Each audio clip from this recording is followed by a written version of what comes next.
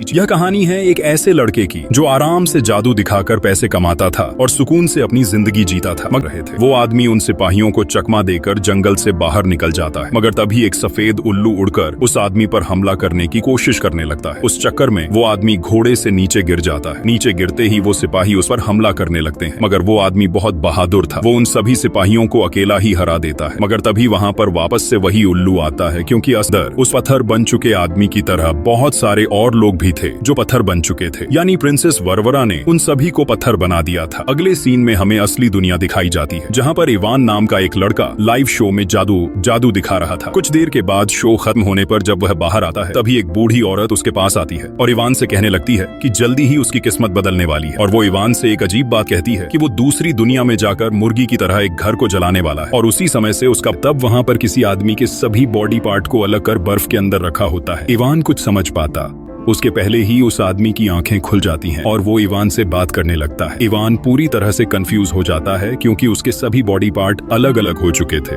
मगर फिर भी वो आखिर अब तक जिंदा कैसे था? इवान उससे आखिर वो है कौन करके पूछता है। तब वो आदमी अपना नाम कोशे बताता है और वो इवान को भी अच्छे से जानता था कि वो राजा इलिया का बेटा है और धरती पर वो झूठा जादू दिखाकर लोगों को लूटता है। यानी कोशे सब जानता था। इवान उससे वो आखिर वापस अपने घर यानी धरती पर कैसे जा सकता है करके पूछता है। तब कोशे उसे बताता है कि यहाँ से निकलने के सिर्फ दो ही रास्ते हैं, या तो उन सिपाहियों की तलवार से मर जाओ या फिर वो घर चलने लग जाता है। वो लोग उस घर के ही अंदर बैठकर सिपाहियों से बचते हुए सही सलामत किसी जंगल के अंदर पहुंच जाते हैं। दूसरी तरफ डोब्रेनियो को कोशे के भाग जाने का पता चल जाता है और ऊपर से उसी बात का फायदा उठाकर प्रिंसेस वर्वरा डोब्रेनियो से झूठ बोलती है कि इवान भी उस कोशे के साथ मिला हुआ है और वो एक गद्दार है, क्योंकि डोब्रेनियो को उसकी पत्नी वर्वरा की हरकत के बारे में कुछ भी पता नहीं होता। दिखता है कि उस घर के वापस से पैर आ चुके हैं और वो आग की वजह से भाग रहा है। दिखने में वो घर एकदम मुर्गी की तरह था, जिसे देखने के बाद इवान को एक बात याद आती है, वही उस बूढ़ी औरत की बात जो इवान को उस रात मिली थी, जिसने कहा था कि वो दूसरी दुनिया में जाकर मुर्गी जैसे घर को जलाने वाला है और तभी से उसका बुरा वक्त शुरू हो जाएगा। अब इवान को उस बूढ़ी औरत की बात समझ आती है। उसके घर को जलाने की वजह से बाबा यागा उसे झाड़ू से मारने लगती है। कुछ देर के बाद वही लड़की, जिसका की हजारों मछलियां उस पानी के अंदर थीं,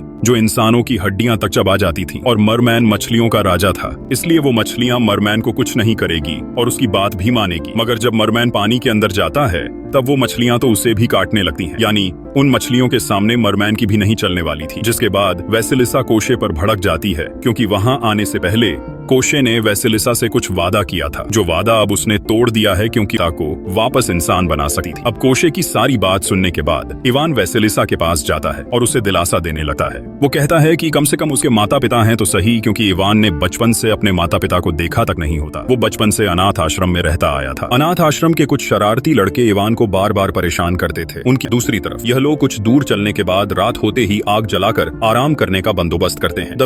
तभी इवान के आसपास बहुत सारे कीड़े घूम रहे होते हैं। इस वजह से वो मजाक में वैसिलिसा को उन कीड़ों को खाने के लिए कहता है, क्योंकि वो एक मेंढक थी।